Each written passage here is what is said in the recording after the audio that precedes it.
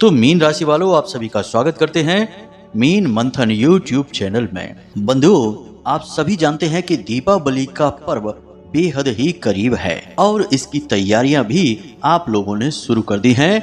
अब हम आपको बताने जा रहे हैं एक ऐसा बेहद ही चमत्कारी और शक्तिशाली उपाय, या यूं कहें कि बेहद ही दिव्य क्रिया, जिसे आपको दीपावली के पहले ही पूर्ण कर लेना चाहिए। जी हाँ बंधुओं, तो आपको करना यह है कि दीपावली के पहले किसी अंधे भिखारी को दान कर देनी है यह एक छोटी सी चीज, और आपको यह दान बेहद ही चुपचाप करना है, किसी को भी ना दिखाना है और ना इसके बारे में बताना है। इस दान को करने के कुछ विशेष नियम रहेंगे, कुछ जरूरी मंत्र जप और कुछ जरूरी वैदिक नियम रहेंगे जिनका आपको पालन करना होगा। यदि आप संपूर्ण नियमों का पालन करते हुए इस दान को दीपावली से पहले कर देते हैं तो यकीन मानिए बंधुओं कि आपकी किस्मत हीरे से भी तेज चमक उठेगी। जी हाँ बंधुओं, माता लक्ष्मी तो आपसे इतनी प्रसन्न हो जाएंगी कि स्वयं आपके घर में चल कर आएंगी और अपने सारे खजाने आपके लिए खोल देंगी। आप यह मान सकते हैं कि आपकी किस्मत जो बंद पड़ी है, उस किस्मत के बंद ताले की चाबी है आज का यह कार्यक्रम और यह महाशक्तिशाली उपाय। जी हाँ बंधुओं, इसे हम महारामबाण उपाय भी कहें तो कोई अतिशयोक्ति ना होगी, क्योंकि इस उपाय या इस क्रिया की शक्ति ही इतनी अधिक है। जी हाँ बंधुओं, अब साधारण तौर पर तो दान करने के विषय में तमाम बातें हैं, कई चर्चाएं भी होती हैं, लेकिन ज्योतिष शास्त्र में और हमारे पुराणों में कुछ ऐसे शक्तिशाली दान कर्म भी बताए गए हैं जो सचमुच में भाग्य को परिवर्तित करने वाले होते हैं। लेकिन बंधुओं, इन दान कर्मों को जानबूझकर छुपा कर रखा जाता है, यूं ही किसी को नहीं बताया जाता है। इन्हें तभी बताया जाता है जब लोग इनकी कीमत देते हैं, क्योंकि आज के इस निजीकरण के युग में सब कुछ व्यापारिक हो चुका है, ज्ञान भी व्यापारिक हो चुका है। इसलिए इन शक्तिशाली उपायों को और क्रियाओं को भी व्यवसायीकरण कर दिया गया है, और जो इन्हें खरीदने की सामर्थ्य रखता है उन्हें ही इनके जानकार लोग बताते हैं, और इसी के द्वारा तमाम ज्योतिषियों का और वास्तु एक्सपर्ट, कुंडली विशेषज्ञ और तमाम प्रकांड विद्वानों का व्यापार चल रहा है। लेकिन हम आपको यह सब कुछ यूं ही बताने के लिए तैयार हैं, और ऐसा हम क्यों कर रहे हैं? क्योंकि हम यह सब कुछ माता रानी की सेवा में समर्पित कर रहे हैं, और हम यह कार्य भी माता रानी की भक्ति मानकर करते हैं। और ऐसा हम क्यों कर रहे हैं आप समझिए। हमारे हिंदू धर्म में सनातनी परंपरा में भगवान की भक्ति करके, उन्हें प्रसन्न करके विद्याएं हासिल करना, सुख संपत्ति हासिल करना और ज्ञान हासिल करना एक अलग बात है, उनका भोग करना भी एक अलग बात है। लेकिन भगवान के प्रति भक्ति आपकी कभी पूर्ण हो ही नहीं सकती जब तक कि आप उस भक्ति का प्रयोग जन साधारण की सेवा में ना करें। इसीलिए प्राचीन काल में ऋषि मुनि या विद्वान राजा महाराजा समय समय पर गरीब कन्याओं का विवाह से लेकर शिक्षा व्यवस्था से लेकर अन्नदान और धन दान की परंपरा को भी शुरू किए थे, क्योंकि भक्ति के द्वारा प्राप्त ज्ञान और भगवान की कृपा जनता की सेवा में लगाकर ही आप भक्ति को सफल बना सकते हैं, और यही मार्ग हमने भी चुना है। इसलिए हम जो भी श्रेष्ठतम ज्ञान और जीवन उपयोगी चमत्कारी उपाय और क्रियाएं आप लोगों को यूं ही बता देते हैं मुफ्त में। हमें कुछ भी नहीं चाहिए, हमारे लिए तो माता रानी हैं ही। तो शायद आपको अब जवाब मिल गया होगा कि हम इतने शक्तिशाली उपाय और शक्तिशाली क्रियाएं यूं ही आपको क्यों बता रहे हैं, दूसरों की तरह धन कमाने की कोशिश क्यों नहीं कर रहे हैं। तो अब इन बातों से आपको यह तो समझ में आ गया होगा कि यह क्रिया कितनी शक्तिशाली है, लेकिन इस क्रिया को करने का समय निश्चित होता है। एक बार जब दीपावली का पर्व शुरू हो जाएगा तो फिर इस क्रिया को करने का कोई लाभ नहीं होगा।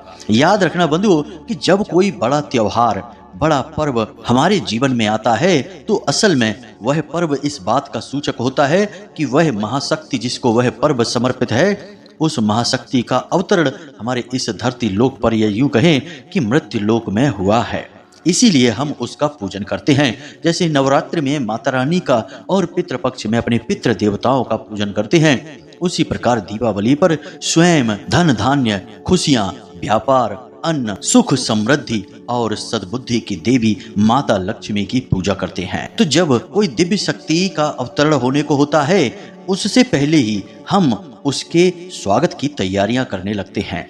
घर वगैरह की सफाई करते हैं, कुछ लोग अपने घरों की पुताई का कार्य करते हैं, जिसकी जैसी सामर्थ्य उस हिसाब से माता रानी की तैयारियां करते हैं। लेकिन ये सब साधारण क्रियाएं हैं। दिव्य शक्तियों को इन सब से कोई लेना देना नहीं है। उन्हें तो लेना देना है आपके मन के भाव और आपके द्वारा की गई कुछ बेहद शक्तिशाली क्रियाओं से। इसीलिए बंधुओं, जो इन विद्याओं के जानकार होते हैं, वे इन समय का और काल का बहुत लंबे समय से इंतजार करते रहते हैं, बेसब्री से इंतजार करते हैं, और इनके जानकार धर्म गुरुओं से और तांत्रिकों से मिलकर अपने जीवन में सद्गति लाने के लिए विशेष पूजा पाठ और अनुष्ठान इन दिनों में करवाते हैं। तो आप समझिए कि यह जो क्रिया हम आपको बताने जा रहे हैं, यह एक बेहद शक्तिशाली अनुष्ठान की भांति आपके जीवन में सद्गति लेकर आएगी। माता रानी का अवतरण आपके जीवन में करवाएगी। बंधुओं, हम ना केवल आपको इस विशेष चीज के विषय में बताएंगे जिसे आपको अंधे भिखारियों को दान करना है, बल्कि हम आपको बहुत ही विशेष वैदिक परंपरा से कैसे दीपावली के त्योहार की आपको तैयारियां करनी हैं, क्या कार्य आपको करने अब से ही शुरू कर देने चाहिए, ताकि माता रानी आपसे बेहद प्रसन्न हो जाएं और आपकी की जाने वाली पूजा पाठ और अनुष्ठान सफल हो जाएं। क्योंकि बंधुओं, केवल एक दिन बस माता रानी की आरती गा देने से माता रानी प्रसन्न नहीं होती। यह तो सभी करते हैं, फिर भी दुखी रहते हैं, माता रानी की कृपा नहीं मिलती है। कृपा तो उसी को मिलेगी जो उस कृपा के पात्र होगा, यानी कि सही तरह से क्रियाओं को करने वाला होगा। उम्मीद है बंधुओं कि यहाँ तक आप सारी बातें समझ चुके होंगे। बस आपसे निवेदन यही है कि पूरे धैर्य के साथ ठंडे दिमाग से आपको कार्यक्रम को अंत तक देखना है, तभी यह कार्यक्रम सफल होगा, हमारी मेहनत सफल होगी और इस दीपावली माता लक्ष्मी का अवतरण आपके घर और आपके जीवन में होगा। हम आपसे गारंटी के साथ कहते हैं कि इस कार्यक्रम को अंत तक देखने वाले का जीवन 100% बदलेगा ही बदलेगा। यह हमारा पूर्ण विश्वास है, जीवन भर का भरोसा है। तो बस आपको इस कार्यक्रम को अंत तक देखना है। तो चलिए बंधुओं, आज के कार्यक्रम की शुरुआत करें, लेकिन इससे पहले माता रानी को आभार अवश्य व्यक्त करेंगे। तो कमेंट बॉक्स में बड़े ही प्रेम से और भाव के साथ लिखिए, जय माँ भद्रकाली कृपा करो। साथ ही साथ जय माँ लक्ष्मी कृपा करो। आपके ऊपर माता रानी की विशेष कृपा होगी और माता लक्ष्मी आपको शुभता का आशीर्वाद देंगी। तो चलिए बंधु, कार्यक्रम को शुरू करते हैं। तो बंधुओं, अब ध्यान से सुनिए। सबसे पहले आपको अपने घर का शुद्धिकरण करना है, क्योंकि माता भगवती माँ लक्ष्मी का आगमन होने वाला है, तो तैयारियां भी विशेष होंगी। तो सबसे पहले आप अपने घर का शुद्धिकरण करें। अब शुद्धिकरण से मतलब यह नहीं कि आपने साफ सफाई का कार्य कर लिया और घर शुद्ध हो गया, यह तो भौतिक शुद्धिकरण हुआ। हम बात कर रहे हैं सूक्ष्म शुद्धिकरण की, यानी कि आपके घर को पूर्ण पवित्र करने से, आपके घर में ठहरी हुई नकारात्मक ऊर्जाओं को दूर भगा देने से हमारा मतलब है। तो आपको यह कैसे करना होगा, जरा इसके लिए संपूर्ण विधि को ध्यान से समझ लीजिए, नहीं तो आप फिर विधि मिस कर देते हैं और मैसेज करके पूछते हैं कि गुरुजी आपने क्या बताया था, हम चीजें भूल गए हैं। तो ध्यान से सुनिए। सबसे पहले आपको अपने घर में संपूर्ण स्थानों में, चारों कोनों में, ब्रह्म स्थान में और संपूर्ण दिशाओं में, यानी कि पूर्व पश्चिम उत्तर दक्षिण दिशा हो गई है और इनके बीच के जो कोण होते हैं, कुल मिलाकर 8 दिशाएं हो रही हैं। तो 8 दिशाओं में आपको गंगा जल का छिड़काव करना है। उसके बाद आपको अपने घर के हर एक कोने में लौंग का एक एक जोड़ा भी रख देना है। कागज में लपेट कर आप इस लौंग के जोड़े को रखेंगे, यह बहुत ही आवश्यक है। इससे आपके घर में ठहरी हुई नकारात्मक ऊर्जा को लौंग का जोड़ा सोखने लगेगा। साथ ही साथ शाम के समय अपने घर के ब्रह्म स्थान में एक कटोरी में थोड़ा सा भीमसेनी कपूर लें और उसके ऊपर थोड़ा सा गुग्गल डालें और उसे अवश्य जलाएं। प्रतिदिन आप यह कार्य करें जब तक कि दीपावली नहीं आ जाती है।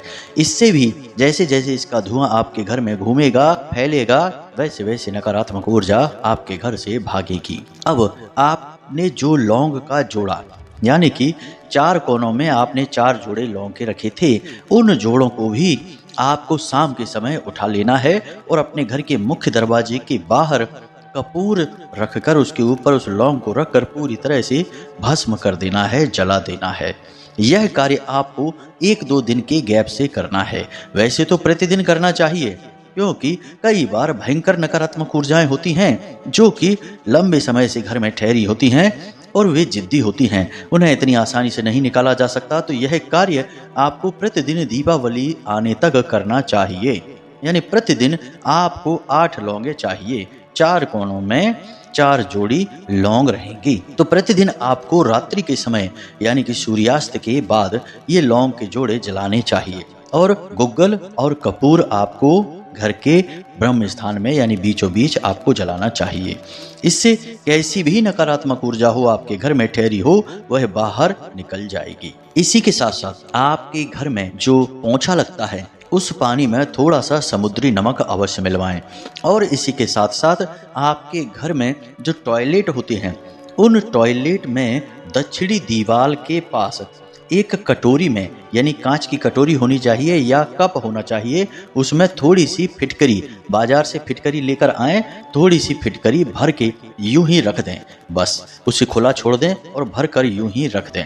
दीपावली के दिन आपको यह फिटकरी अपने टॉयलेट सीट पर फ्लश कर देनी है यानी बहा देनी है। थोड़ी थोड़ी फिटकरी आप रख सकते हैं।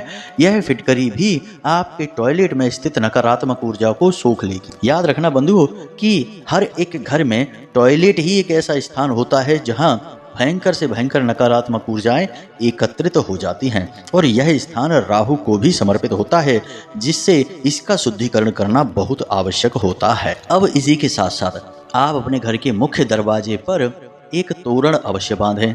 और तोरण के लिए हमने आपको बता ही दिया है कि आम का पत्ता, अशोक का पत्ता और पीपल के पत्ते, ये 3 तरह के पत्ते आपको चाहिए, जिसे आप लाल धागे में बांधकर, पत्तों को छेदना नहीं है, उन्हें बांधना है।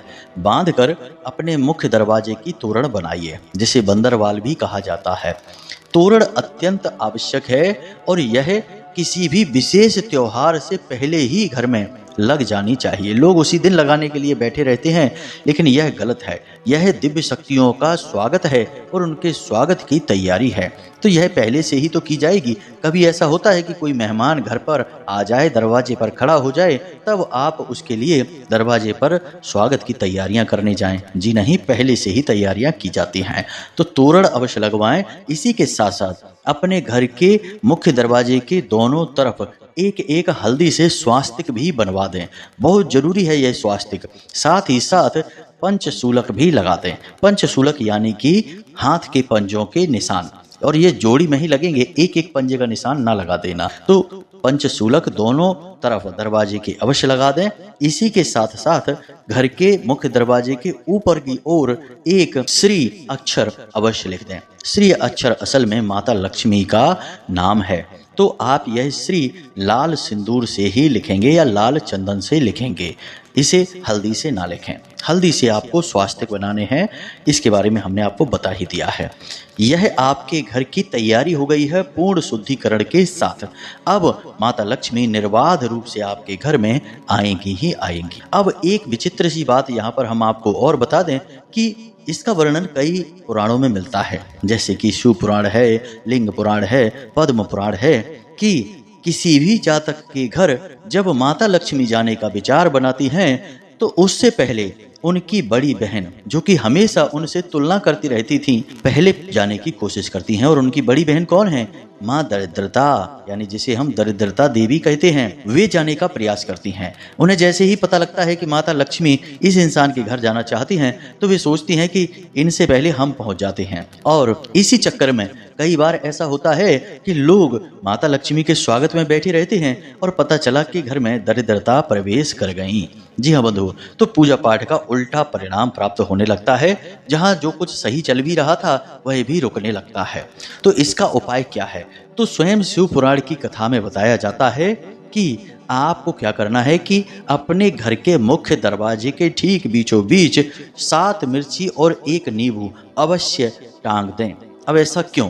क्योंकि दरिद्रता को बहुत ही तीखा और बहुत ही खट्टा स्वाद बहुत पसंद है। यह माँ दरिद्रता का भोजन है। जी हाँ बंधुओं, तो जैसे ही वे आपके दरवाजे पर आएंगी, उनका भोजन आपके दरवाजे पर ही उन्हें मिल जाएगा। तो अपना भोजन करके वो चली जाएंगी। इसी प्रकार मीठा माता लक्ष्मी को बेहद प्रिय है, तो आपको अपने घर के रसोई में कुछ मीठा अवश्य बनाकर रखना है। कोई पकवान, दीपावली पर भी तो बहुत सारे पकवान बनाए जाते हैं, लेकिन केवल दीपावली के दिन ही नहीं, आप आज जब इस वीडियो कार्यक्रम को देख रहे हैं, कल ही एक मिठाई का डिब्बा लेकर आइए और कुछ मिठाई पवित्र बर्तन में, कोई स्टील का बर्तन होना चाहिए, कांच का बर्तन होना चाहिए, प्लास्टिक में नहीं, उस बर्तन में भरकर अपने रसोई घर में रखते हैं। अब माँ दरिद्रता का भोजन आपने दरवाजे पर ही दे दिया है, माता लक्ष्मी का भोजन आपके रसोई घर में रखा है। जैसे ही माँ दरिद्रता जाएंगी तो उनके पीछे से ही माता लक्ष्मी आएंगी, और माता लक्ष्मी का भोजन तो आपने अपने घर के अंदर रखा हुआ है, यानी वे आपके घर के अंदर प्रवेश कर जाएंगी। अब आपने अपने घर का शुद्धिकरण भी करवा रखा है, साथ ही साथ घर की साफ सफाई आदि अन्य क्रियाएं भी आपने करवा रखी हैं। इन सब से माता लक्ष्मी प्रसन्न हो जाएंगी।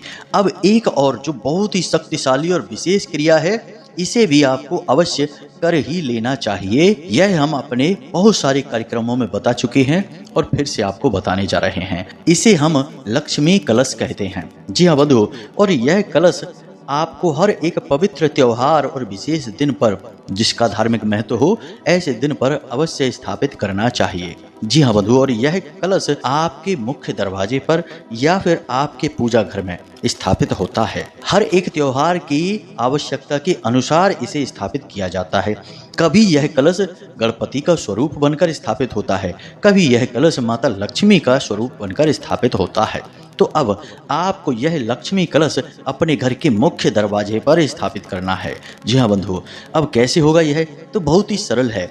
आपको एक कलश चाहिए, यानी कि कोई एक लोटा या जल का पात्र जिसका आकार घड़े जैसा हो। कलश मिट्टी का भी हो सकता है या धातु का, पीतल का भी हो सकता है। स्टील का बर्तन या लोहे का बर्तन नहीं लेना है। आपने कलश ले लिया। अब कलश में आपको शुद्ध जल भरना है और उसके अंदर आपको एक सिक्का डालना है और थोड़े से चावल डालने हैं। उसके बाद आपको उस कलश के ऊपर एक बर्तन रखना है, कटोरी जैसा, जिसमें आपको अन्न भरना है, यानी गेहूं भरने हैं। उसके ऊपर आपको एक नारियल रखना है।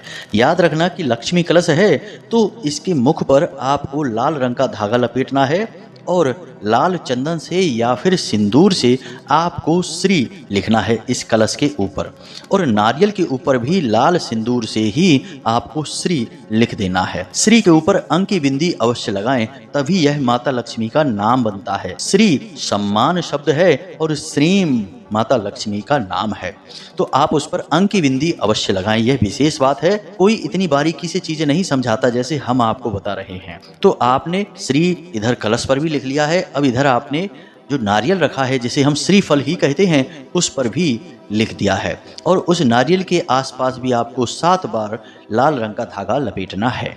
अब यह जो कलश है, यह आपके घर के मुख्य दरवाजे पर बाईं ओर, यानी जब आप अपने घर से बाहर निकलेंगे तो आपके उल्टे हाथ की ओर स्थापित होगा। जब कोई आपके घर के अंदर आएगा तो यह उसके दाहिनी ओर होगा, यानी माता लक्ष्मी के प्रवेश के समय यह लक्ष्मी कलश दाहिनी ओर स्थापित होगा। अब आपको यह लक्ष्मी कलश स्थापित करना है। अब नित्य की क्रिया क्या रहेगी, क्योंकि यह दीपावली के दिन तक चलेगा, तो आपको रोज सुबह इसमें जो जल है उसे अपने दरवाजे पर, मुख्य दरवाजे पर सिंचित करना है और इसमें ताजा जल फिर से भर देना है, और इसमें जो सिक्का आपने डाला था उस सिक्के को उठाकर अपने पूजा घर में रख देना है। उसके बाद फिर से एक नया सिक्का डाल देना है, कुछ चावल डाल देने हैं और फिर से उसी प्रकार रख देना है, और उसमें जो आपने अन्न रखा था नारियल के नीचे, उस अन्न को भी एक जगह एकत्रित कर लेना है और एक नए अन्न को, यानी कि उसी कटोरी में दोबारा से नया अन्न भरकर फिर से स्थापित कर देना है। प्रतिदिन सुबह सुबह यह क्रिया की जाएगी। इस प्रकार प्रतिदिन एक कटोरी अन्न निकलेगा और एक सिक्का। याद रखिए कि आपने 5 का सिक्का पहले दिन डाला तो हर दिन 5 का सिक्का ही डालना है। रोज रोज सिक्के की संख्या नहीं बदलनी है। 10 का डाला है तो 10 का ही डालना है। तो अब दीपावली के दिन तक एक रकम निश्चित हो जाएगी, यानी 50-100 रुपए इकट्ठे हो जाएंगे और लगभग 10 या 8 या जो भी हैं कटोरी अन्न भी एकत्रित हो जाएगा।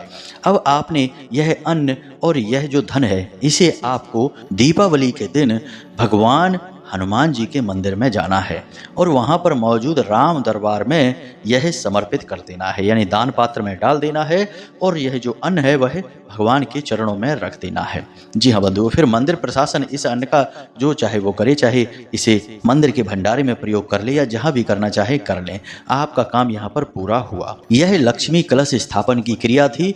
हमने यहाँ तक आपको बता दी कि संपूर्ण वैदिक विधि से आप किसी पवित्र त्योहार, वह भी दीपावली जैसे महा त्योहार की तैयारी कैसे करें। जी हाँ बंधुओं, बेहद बारीकी से सारी बातें हमने आपको यहाँ पर समझाई हैं। अब यहाँ पर हम आपको बताने जा रहे हैं उस एक चीज के विषय में जो आपको अंधे भिखारियों को दान में देनी है।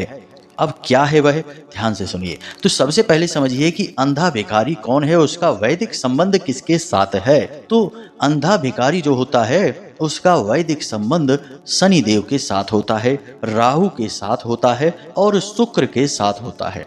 अब ध्यान से सुनिए, जब भी शनि देव की किसी के ऊपर बुरी नजर पड़ती है या यूं कहें कि बकरी दृष्टि पड़ती है, तो उस इंसान का सबसे पहले नुकसान क्या होता है, जरा विचार करके देखिए। आपके ऊपर भी शनि की पीड़ा यदि किसी ने बताई है तो आपका सबसे पहला नुकसान क्या हुआ था?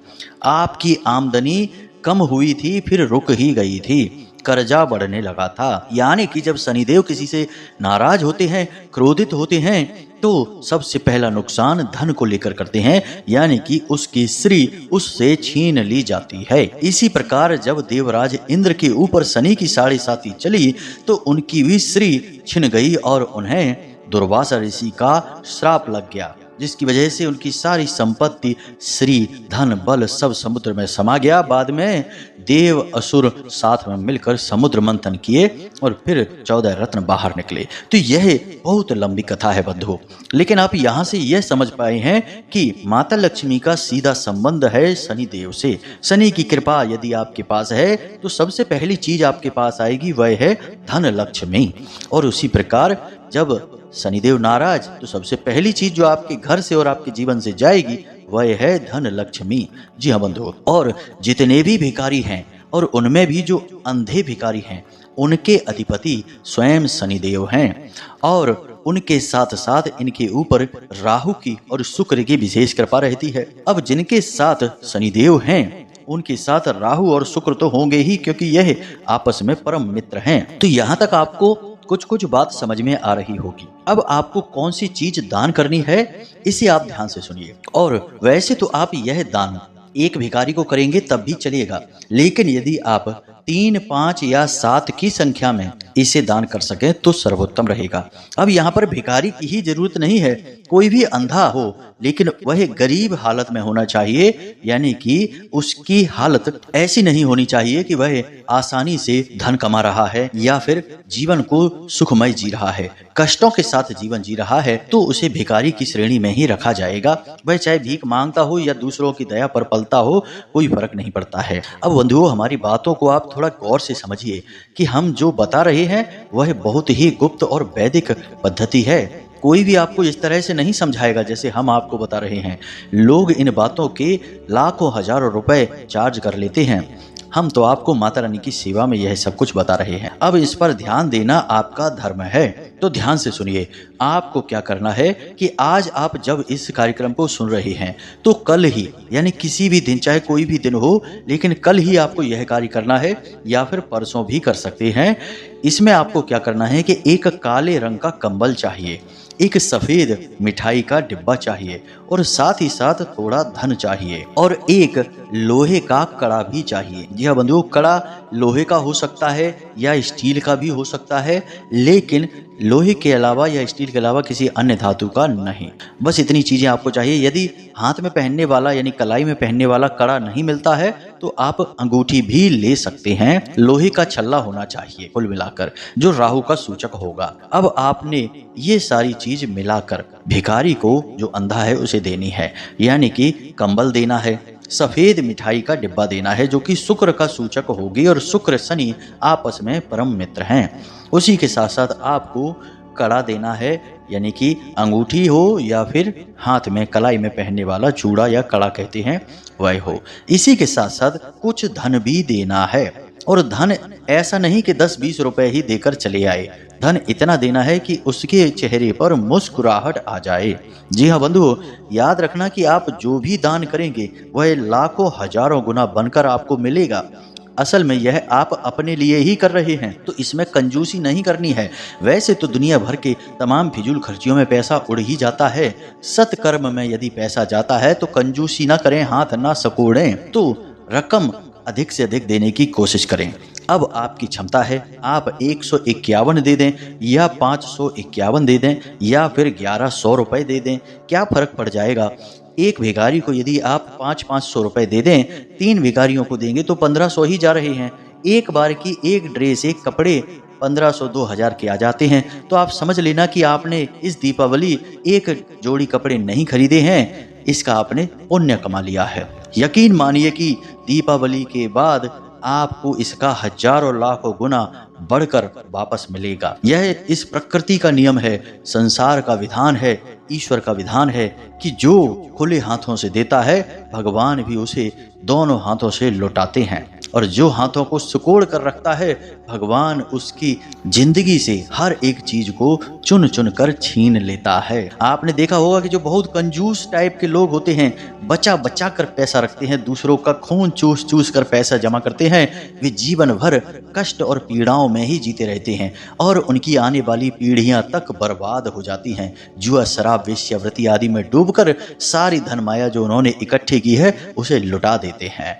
और जो दान धर्म का भाव रखते हैं, सत्कर्मी होते हैं, वे कम धन दौलत में भी बड़े सुखी रहते हैं और उनके सारे काम होते चले जाते हैं। चाहे उनकी कन्या का विवाह हो, चाहे घर मकान बनाना हो, चाहे गाड़ी घोड़ा बंगला लेना हो, सारे काम जो वो सोचते हैं वे होते चले जाते हैं। चाहे पैसा उनके पास हो या ना हो, सारी व्यवस्थाएं भगवान खुद लगा देते हैं, क्योंकि उन्होंने दान धर्म और दया को महत्व दिया है।